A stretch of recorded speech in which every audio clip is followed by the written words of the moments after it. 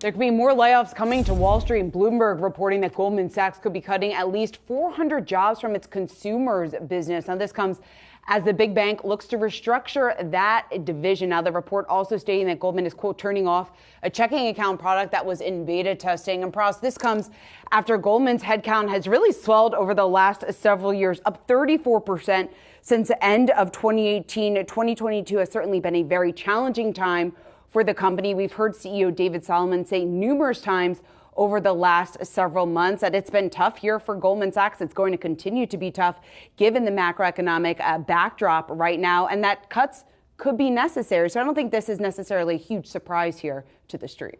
Especially with Wall Street, they're the ones that are sort of first to kind of trim the fat, if you will, when times are going to expected to come in a little bit tight.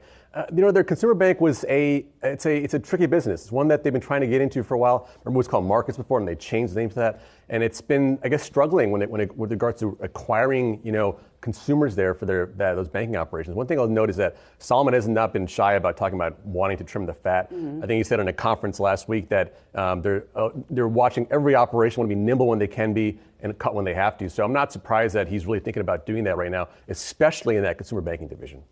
Yeah, I think I don't know that Goldman Sachs really wanted to be in the consumer loan business to begin with. There was an article I was reading where you got these people in court chasing down people who had welched on loans. Well, small businesses are not the normal client base for Goldman Sachs, although they are the business engine of America. So I'm not surprised to see Goldman exiting a few of those bets. And, in the tech world, tech overhired to a huge degree, not the same degree that finance did, but and as much as finance wants to be fintech and wants to incorporate a lot of that into their business, I'm not surprised that they overhired as well. And so I think they're just coming kind of back to reality, to a more normal beat here. I wouldn't read too much into these layoffs as above and beyond the norm. Yeah, certainly. And put 400 headcounts, not diminishing, or I guess, what should I say, not discounting this at all, but 400 headcounts in 400 jobs in relative to their total headcount is a very small portion